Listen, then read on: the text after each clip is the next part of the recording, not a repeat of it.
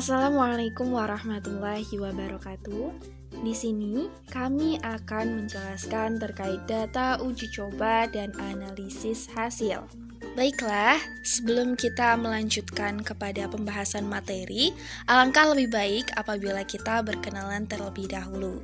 Kami dari kelompok 2 Evaluasi Pembelajaran dan Pendidikan Matematika kelas B dengan anggota Lucia Rahmawati Dewi, Miati Afandi Putri, Sri Wulandari Kurnia, Junairiah Rahayu, Rizka Famelia, Nabila Eliza Putri, dan juga Muhammad Lupitasari. Baiklah, langsung saja kita akan masuk ke dalam penyampaian materi, di mana untuk penyampaian pertama akan kita bahas terkait taksonomi. Taksonomi ialah klasifikasi atau pengelompokan benda menurut ciri-ciri tertentu. Taksonomi dalam bidang pendidikan digunakan untuk klasifikasi tujuan instruksional, ada yang menamakannya tujuan pembelajaran, kemudian tujuan penampilan atau sasaran belajar yang digolongkan dalam 3 klasifikasi umum atau ranah yang bisa disebut domain, yaitu yang pertama adalah ranah kognitif berkaitan dengan tujuan belajar yang berorientasi pada kemampuan berpikir. Kemudian yang kedua adalah ranah afektif berhubungan dengan perasaan, emosi, sistem nilai, dan sikap hati. Lalu yang ketiga adalah ranah psikomotor berorientasi pada keterampilan motorik atau penggunaan otot kerangka. Berikutnya, seperti yang telah dijelaskan sebelumnya terkait taksonomi, taksonomi terbagi menjadi 3 ranah, dan yang akan kita bahas pada kali ini, kita akan membahas terkait ranah kognitif. Taksonomi Bloom mengklasifikasikan perilaku menjadi 6 kategori, dari yang sederhana atau mengetahui, sampai dengan lebih kompleks atau mengevaluasi. Ranah kognitif terdiri atas berturut-turut yang paling sederhana sampai yang paling kompleks. Yang pertama adalah pengetahuan atau knowledge, atau bisa disebut dengan C1. Pengetahuan dalam pengertian ini melibatkan proses mengingat kembali hal-hal yang spesifik dan universal, mengingat kembali metode dan proses, atau mengingat kembali pola, struktur, atau setting. Lalu yang kedua adalah pemahaman atau comprehension, atau disebut dengan C2. Pemahaman bersangkutan dengan inti dari sesuatu, ialah suatu bentuk pengertian atau pemahaman yang menyebabkan seseorang mengetahui apa yang sedang dikomunikasikan dan dapat menggunakan bahan atau ide yang sedang dikomunikasikan itu tanpa harus menghubungkannya dengan bahan lain. Berikutnya ada penerapan atau application, biasa disebut dengan C3. Di tingkat ini, seseorang memiliki kemampuan untuk menerapkan gagasan, prosedur, metode, rumus, teori, prinsip di dalam berbagai situasi. Lalu yang selanjutnya ada analisis atau C4. Analisis diartikan sebagai pemecahan atau pemisahan suatu komunikasi, baik itu peristiwa atau pengertian, menjadi unsur-unsur penyusunnya dengan ide. Dari pengertian atau konsep itu relatif menjadi lebih jelas dan atau hubungan antar ide-ide lebih eksplisit. Lalu berikutnya ada sintesis atau C5. Sintesis adalah memadukan elemen-elemen dan bagian-bagian untuk membentuk suatu kesatuan. Sintesis bersangkutan dengan penyusunan bagian-bagian atau unsur-unsur sehingga membentuk suatu keseluruhan atau kesatuan yang sebelumnya tidak tampak jelas. Lalu ada evaluasi atau C6. Evaluasi adalah menentukan nilai materi dan metode untuk tujuan tertentu.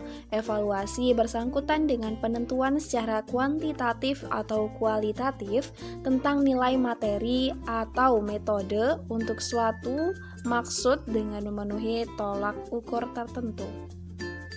Lalu selanjutnya taksonomi Bloom ranah kognitif yang direvisi Anderson dan Cratchwell pada tahun 2021 pada halaman 66 sampai 88 adalah sebagai berikut. Yang pertama adalah mengingat atau usaha mendapatkan kembali pengetahuan dari memori atau ingatan yang telah lampau. baik yang baru saja didapatkan maupun yang sudah lama didapatkan. Lalu yang kedua ada memahami. Membangun sebuah pengertian dari sebuah sumber seperti pesan, bacaan, dan komunikasi. Yang ketiga adalah menerapkan atau memanfaatkan atau mempergunakan suatu prosedur untuk melaksanakan percobaan atau menyelesaikan permasalahan. Yang keempat adalah menganalisis, yaitu kemampuan menguraikan suatu materi menjadi komponen-komponen yang lebih jelas. Lalu yang kelima ada mengevaluasi, yaitu memberikan penilaian berdasarkan kriteria dan standar yang sudah ada. Lalu yang keenam adalah menciptakan, yaitu mengarahkan siswa untuk menghasilkan suatu produk baru dengan mengorganisasikan beberapa unsur menjadi bentuk atau pola yang berbeda dari sebelumnya. Selanjutnya, pengembangan instrumen. Materi yang diujikan. Materi yang digunakan adalah materi turunan fungsi trigonometri dengan kompetensi dasar sebagai berikut. 3.3 menggunakan prinsip turunan ke fungsi trigonometri sederhana. 4.3 menyelesaikan masalah yang berkaitan dengan turunan fungsi trigonometri. Penyusunan indikator materi. Merumuskan indikator yang mengacu pada KD dengan menentukan materi dan level kognitif berdasarkan taksonomi Bloom. Berikut ini tingkatan ranah kognitif. Terdapat 3 level, yaitu level 1, level 2, dan level 3. Untuk level 1 terdapat C1 yaitu mengingat dan C2 yaitu memahami. Kemudian level 2 terdapat C3 mengaplikasikan dan C4 menganalisis. Pada level 3 terdapat C5 mengevaluasi dan C6 menciptakan. Penyusunan indikator materi dengan indikator pencapaian sebagai berikut. 1. Siswa dapat menunjukkan turunan fungsi trigonometri dengan menggunakan definisi turunan C1. 2. Siswa dapat mengidentifikasi penyelesaian turunan fungsi trigonometri menggunakan sifat-sifatnya C1. 3. Siswa dapat menentukan turunan pertama fungsi trigonometri menggunakan sifat-sifatnya C3. 4. Siswa dapat memahami penggunaan aturan rantai dalam turunan fungsi trigonometri C2. 5. Siswa dapat membedakan turunan pertama fungsi trigonometri dan turunan kedua fungsi trigonometri C2. 6. Siswa dapat memecahkan permasalahan kontekstual terkait turunan fungsi trigonometri C3. Kisi-kisi soal. Berikut ini kisi-kisi penilaian kelompok 2B yang telah divalidasi oleh Dr. Andes M. Nurdin, MPD selaku guru mitra. Satuan Pendidikan SMA, mata pelajaran Matematika Peminatan, kelas 12 semester 1, kurikulum 2013, waktu 60 menit, jenis soal, pilihan ganda dan uraian, jumlah soal 10 pilihan ganda dan 10 esai, penyusun kelompok 2B.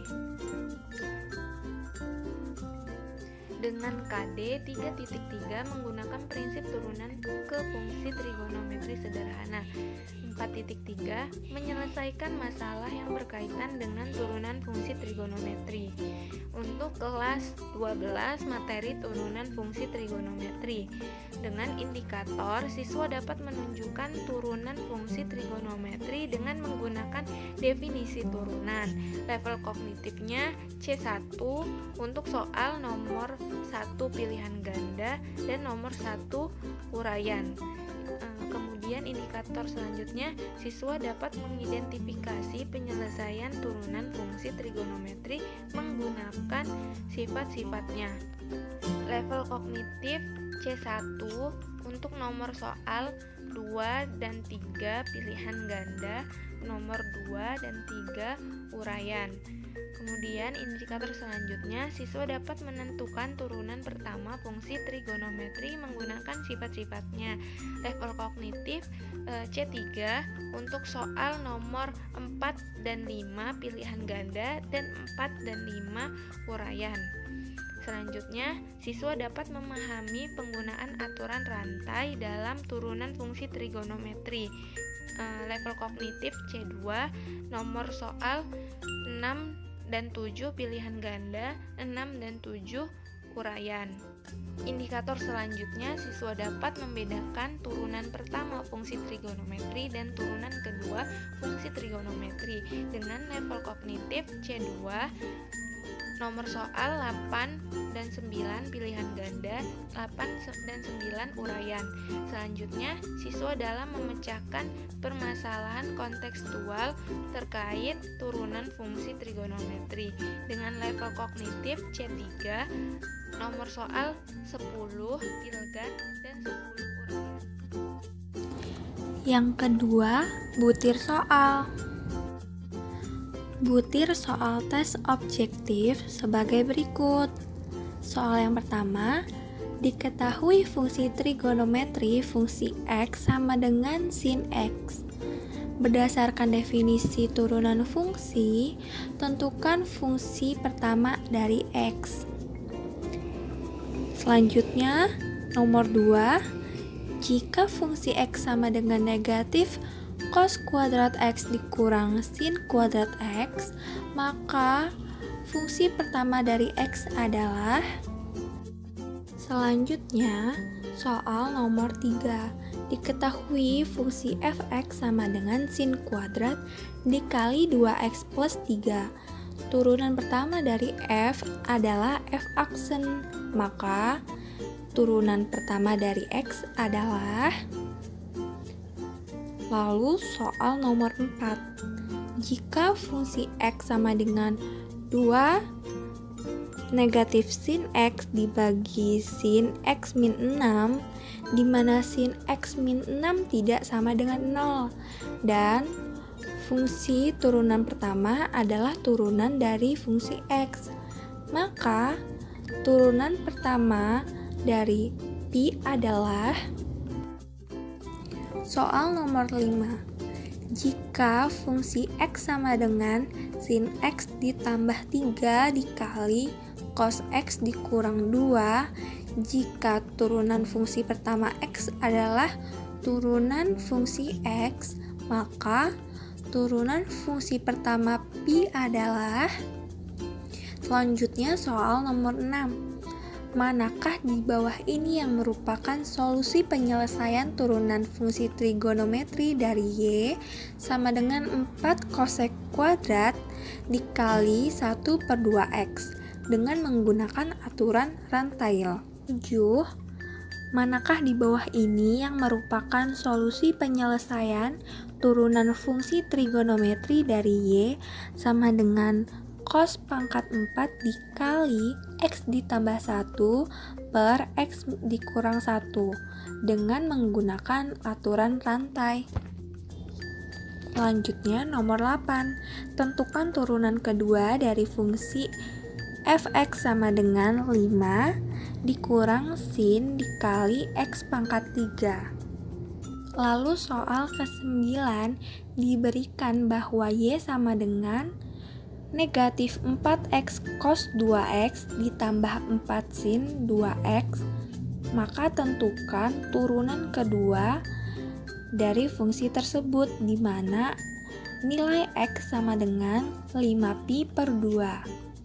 Lalu soal yang terakhir, yaitu seseorang menggerakkan pisau cutter sedemikian sehingga posisi cutter tersebut dinyatakan dengan x sama dengan 3 sin 4t dan y sama dengan 2 sin 3t. Posisi dalam satuan cm dan t dalam detik. Kecepatan cutter pada saat t detik dinyatakan oleh v sama dengan akar dx per dt kuadrat ditambah dy per dt kuadrat dalam satuan cm per detik. besar kecepatan gerak cutter tersebut pada saat T sama dengan pi per 2 adalah... Butir soal tes uraian. Nomor 1. Diketahui fungsi trigonometri fx sama dengan cos x berdasarkan definisi turunan fungsi atau pendekatan limit. Buktikan bahwa f aksen c sama dengan negatif sin x. Penyelesaian.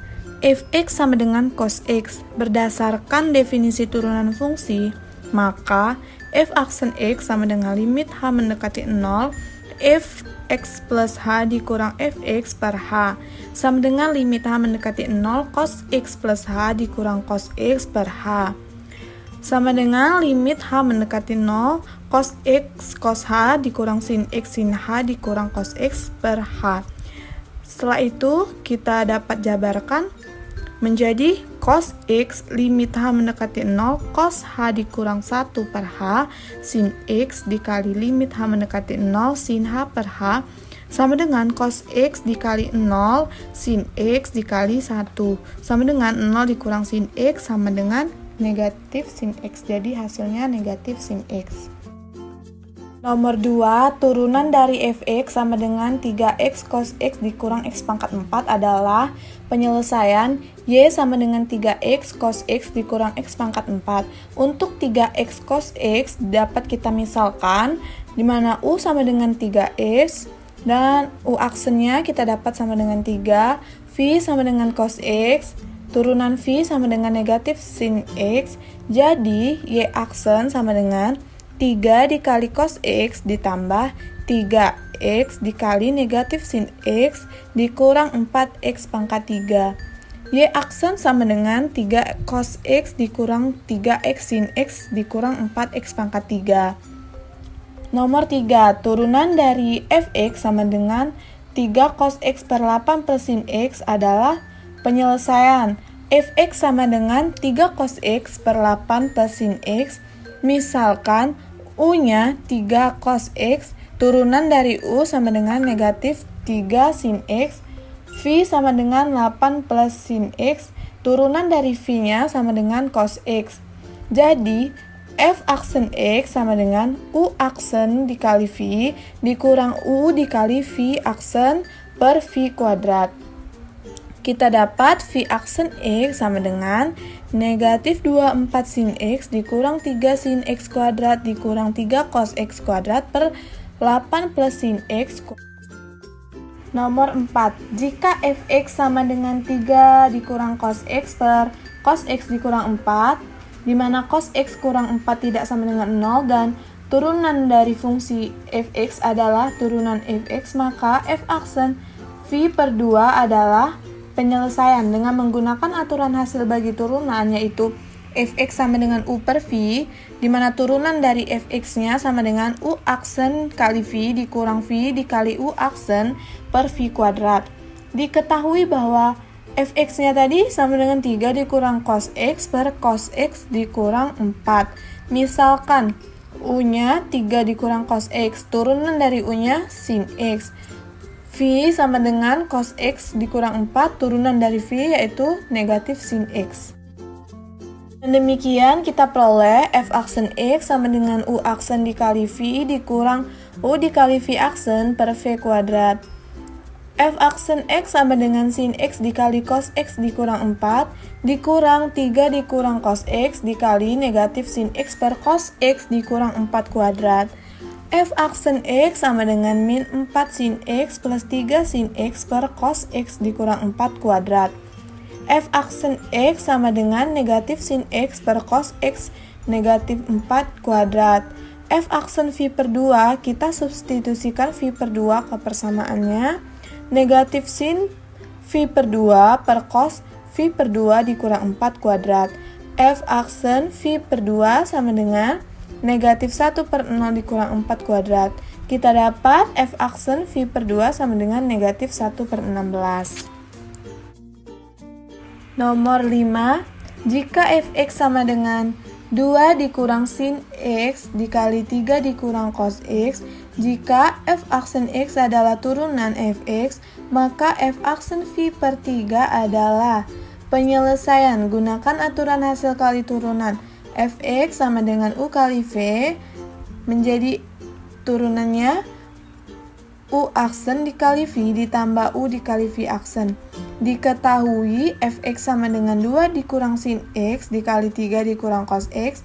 Misalkan u-nya 2 dikurang sin x, turunan dari u yaitu negatif cos x, v-nya sama dengan 3 dikurang cos x, turunan v-nya menjadi sin x. Dengan demikian kita peroleh f aksen x sama dengan u aksen dikali v ditambah u dikali v aksen. F aksen x sama dengan negatif cos x dikali 3 dikurang cos x ditambah 2 dikurang sin x dikali sin x. F aksen x sama dengan negatif 3 cos x ditambah cos kuadrat x ditambah 2 sin x dikurang sin kuadrat x. F aksen x sama dengan cos 2x dikurang 3 cos x ditambah 2 sin x. F aksen v per 3, kita substitusikan v per 3-nya. Cos 2v per 3 dikurang 3 cos v per 3 ditambah 2 sin v per 3. Kita dapat turunan dari f v per 3 sama dengan min 2 plus akar 3. Nomor 6. Carilah solusi penyelesaian turunan fungsi trigonometri dari y sama dengan sin 9x dikurang v dengan menggunakan aturan rantai. Penyelesaian y sama dengan sin 9x dikurang v, misal y sama dengan sin u dan u sama dengan 9x dikurang v, maka dy per du sama dengan cos u, du per dx sama dengan 9. Sehingga diperoleh dy per dx sama dengan dy per du dikali du per dx. dy per dx sama dengan cos u dikali 9. dy per dx sama dengan cos 9x dikurang v dikali 9. dy per dx-nya kita dapat 9 dikali cos 9x dikurang v. Atau y aksennya sama dengan 9 dikali cos 9x dikurang v. Selanjutnya yaitu butir soal tes uraian. Nomor 7, carilah solusi penyelesaian turunan fungsi trigonometri dari y sama dengan sin pangkat 4, 4x min 6 dengan menggunakan aturan rantai. Penyelesaian y sama dengan sin pangkat 4, 4x min 6. Kita misalkan y sama dengan u pangkat 4, di mana u sama dengan sin v dan v sama dengan 4x min 6. Maka dy per du sama dengan 4u pangkat 3, di mana du per dv sama dengan cos v dan dv per dx sama dengan 4. Maka dy per dx sama dengan dy per du dikali du per dv dikali dv per dx. Maka dy per dx sama dengan 4u pangkat 3 dikali cos v dikali 6. Maka dy per dx sama dengan 24 u pangkat 3 dikali cos v. dy per dx sama dengan 24 dikali sin v pangkat 3 dikali cos v. dy per dx sama dengan 24 sin pangkat 3 v dikali cos v. dy per dx sama dengan 20 sin pangkat 3 4x min 6 dikali cos 4x min 6, atau bisa dituliskan juga menjadi y aksen sama dengan 24 sin pangkat 3 4x min 6 dikali cos 4x min 6. Selanjutnya yaitu soal nomor 8. Tentukan f double aksen x dari fx sama dengan 6x sin 4x adalah penyelesaian fx sama dengan 6x sin 4x. Fx sama dengan u dikali v, di mana u sama dengan 6x dan u aksennya itu 6, v sama dengan sin 4x dan v aksennya 4 cos 4x. Pertama-tama kita cari turunan pertamanya, yaitu f aksen x sama dengan u aksen v ditambah u v aksen sama dengan 6 dikali sin 4x ditambah 6x dikali 4 cos 4x sama dengan 6 sin 4x ditambah 24x cos 4x. Nah, 6 sin 4x itu merupakan gx dan 24x cos 4x itu merupakan hx, di mana turunan dari gx atau 6 sin 4x itu adalah g aksen x sama dengan 24 cos 4x. Hx sama dengan 24x cos 4x, di mana u-nya sama dengan 24x dan v-nya sama dengan cos 4x, sehingga u aksen sama dengan 24 dan v aksen sama dengan min 4 sin 4x. Selanjutnya kita cari turunan pertama dari Hx, yaitu H aksen X sama dengan U aksen V ditambah UV aksen.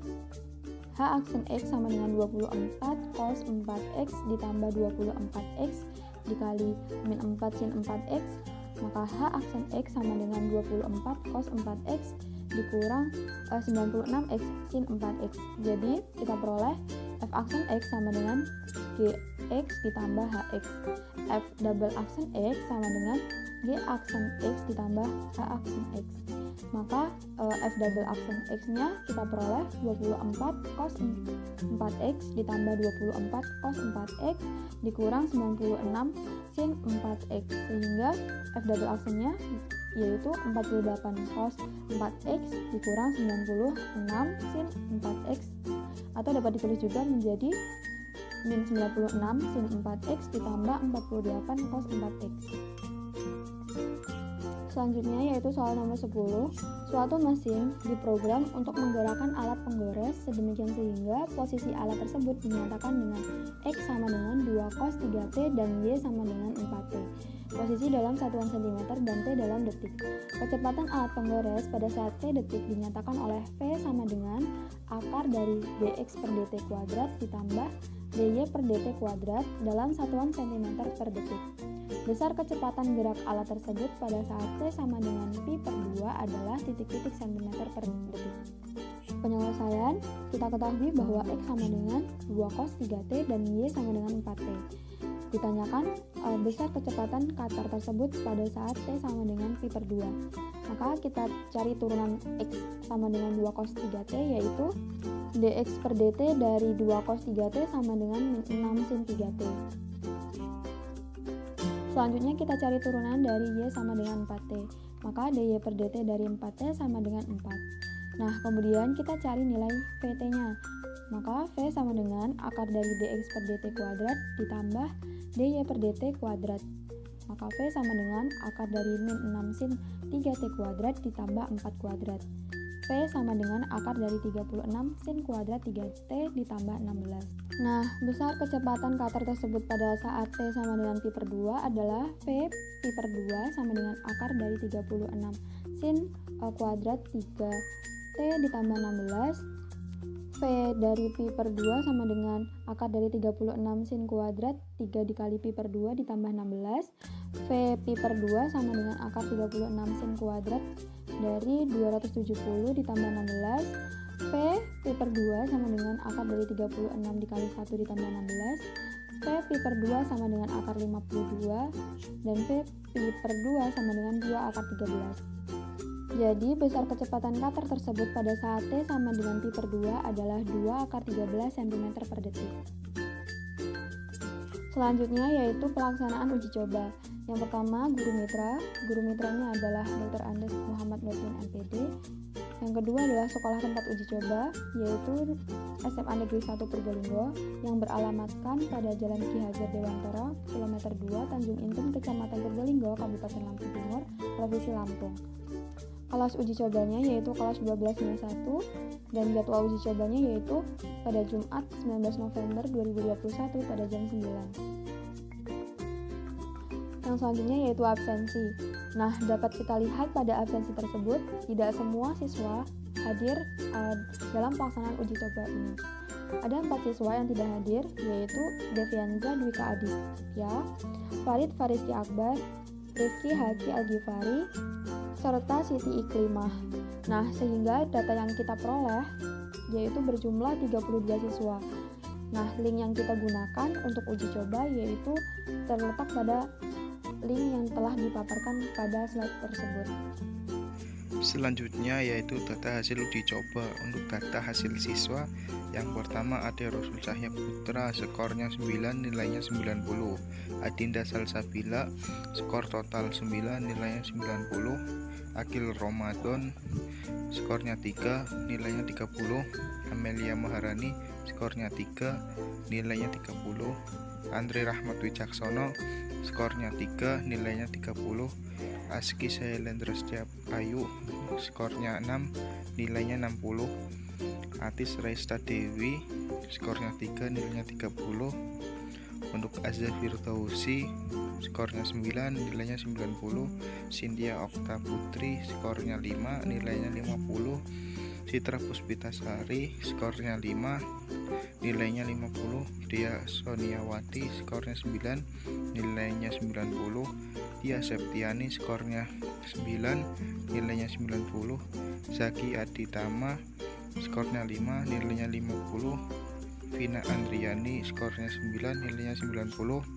Kiki Artitama skornya 6, nilainya 60.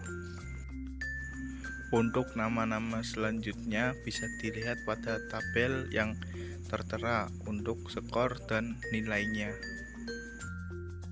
Selanjutnya yaitu analisis data hasil uji coba. Yang A, uji validitas. Uji validitas berguna untuk mengetahui kevalidan atau kesesuaian kuesioner yang digunakan oleh peneliti dalam mengukur dan memperoleh data penelitian dari para responden. Kriteria pengujian uji validitas menggunakan nilai signifikansi atau p-value, yaitu jika nilai signifikansi kurang dari 0,05 maka memiliki kesimpulan valid. Sebaliknya, jika nilai signifikansi lebih besar dari 0,05 maka memiliki kesimpulan data itu tidak valid. Adapun hasil uji validitas dengan menggunakan SPSS diperoleh data seperti pada tabel berikut. Selanjutnya, berdasarkan tabel di atas, maka diperoleh analisis sebagai berikut. Ya, untuk pertanyaan 1 atau B1, nilai signifikannya itu 0,000. Karena 0,000 lebih kecil daripada 0,05, maka pertanyaan 1 itu valid. Untuk pertanyaan 2, nilai signifikannya 0,008.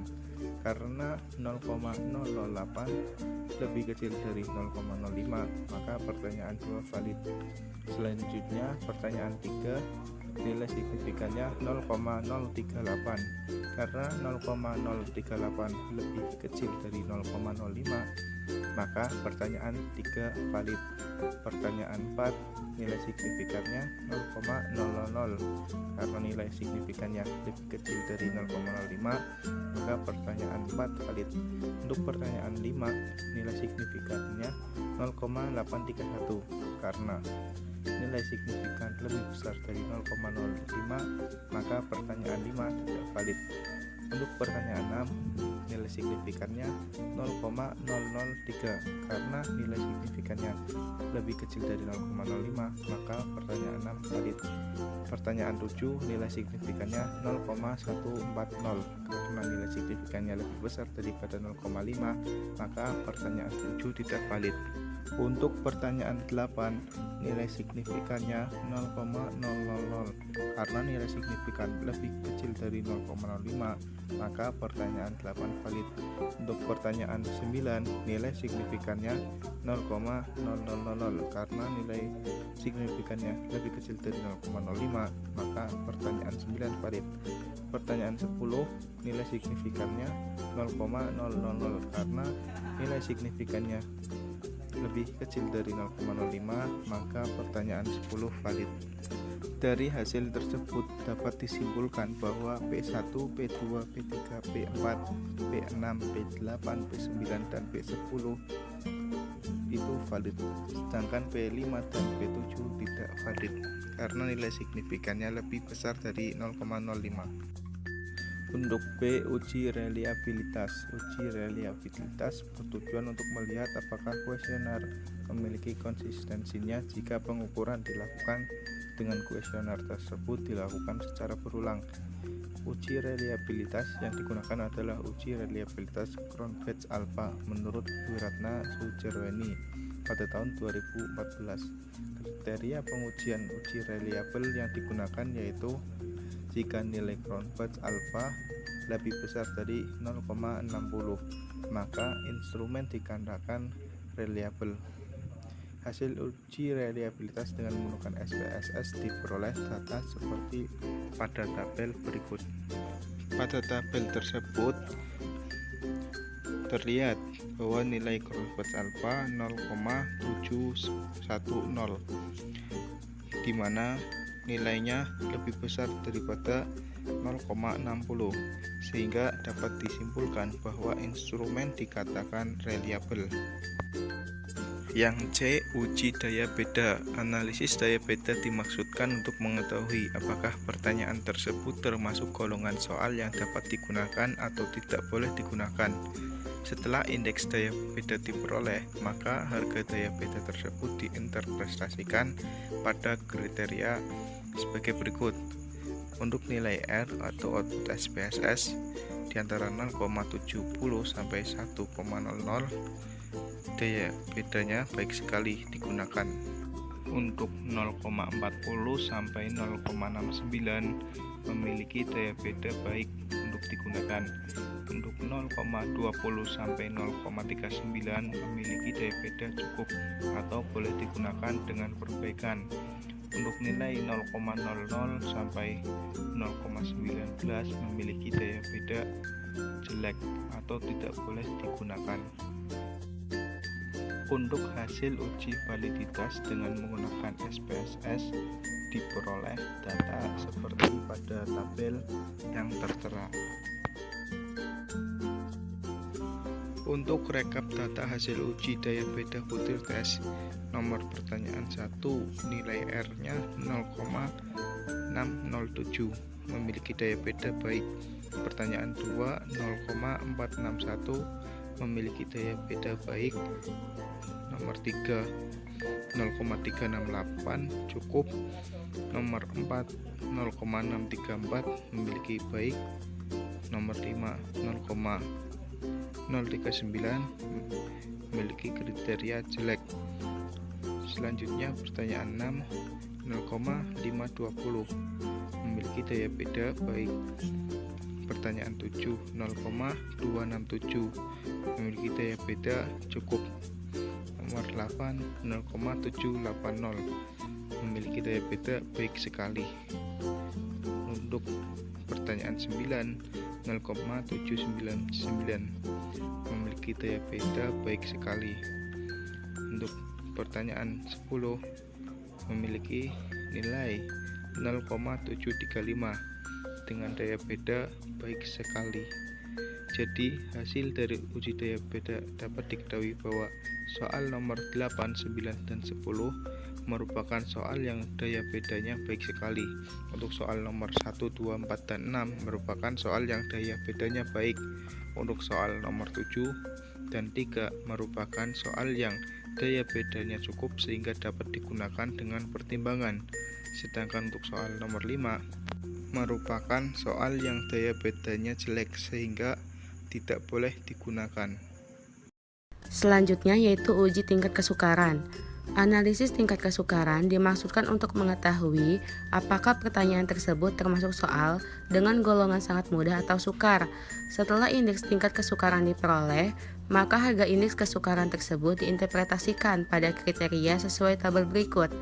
Perhatikan tabel mean output SPSS berikut ini. 0,00 sampai dengan 0,15, 0,16 sampai dengan 0,30, 0,31 sampai dengan 0,70, 0,71 sampai dengan 0,85, 0,86 sampai dengan 1. Indeks kesukaran yaitu bilangan yang menunjukkan sukar dan mudahnya suatu soal, berkisar antara 0 sampai dengan 1. Indeks kesukaran menunjukkan taraf kesukaran soal, artinya semakin besar indeks tingkat kesukaran soal yang diperoleh, maka soal semakin mudah. Berikut hasil pengujian pada output SPSS sebagai berikut. Perhatikan tabel statistik output SPSS sebagai berikut. Perhatikan nilai mean pada P1 sampai dengan P10. Maka dapat dihasilkan rekap data hasil uji tingkat kesukaran butir tes. Maka memiliki kesimpulan pada setiap mean output SPSS pada setiap nomor, yaitu nomor pertanyaan 1 memiliki tingkat kesulitan sedang, nomor pertanyaan 2 memiliki tingkat kesulitan mudah, nomor pertanyaan 3 memiliki tingkat kesulitan sangat mudah, dan nomor 4 sampai dengan nomor 10 memiliki tingkat kesulitan yang sedang dengan nilai mean pada setiap soalnya.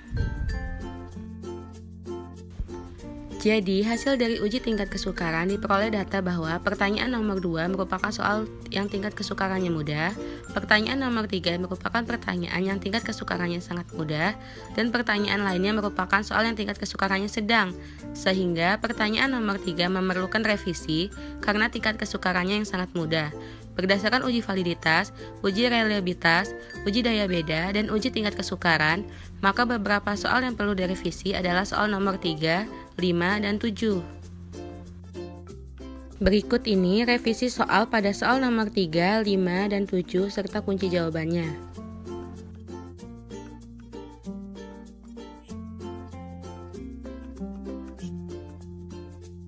Maka kesimpulan yang dapat diperoleh yaitu hasil uji coba terbatas angket penilaian diri siswa sebanyak 32 orang siswa dengan 10 pertanyaan level kognitif C1, C2, C3 yang disediakan diperoleh 8 pertanyaan valid dan 2 pertanyaan tidak valid. Sedangkan nilai reliabilitas diperoleh hitung penilaian kognitif siswa adalah 0,71. Dengan demikian nilai hitung 0,71 lebih besar daripada 0,60. Maka angket penilaian kognitif siswa dapat dikatakan reliable. Selanjutnya, nilai daya beda diperoleh 3 pertanyaan dengan hitung 0,735 sampai dengan 0,780 dengan kriteria baik sekali. 4 pertanyaan dengan hitung 0,461 sampai dengan 0,67 dengan kriteria baik. 2 pertanyaan dengan hitung 0,267 sampai dengan 0,368 dengan kriteria cukup, dan 1 pertanyaan dengan hitung 0,039 dengan kriteria jelek. Lalu yang terakhir nilai kesukaran diperoleh 1 pertanyaan dengan nilai hitung 0,75 dengan kriteria mudah, 8 pertanyaan dengan hitung 0,3438 sampai dengan 0,6875 dengan kriteria sedang, dan 1 pertanyaan dengan hitung 0,9375 dengan kriteria sangat mudah. Sekian dari kelompok kami mengenai pemaparan data hasil uji coba dan analisisnya pada 32 orang siswa yang diuji cobakan. Kami ucapkan terima kasih kepada pihak-pihak yang telah membantu dan ikut berpartisipasi dalam uji coba ini. Kami ucapkan terima kasih dan wassalamualaikum warahmatullahi wabarakatuh.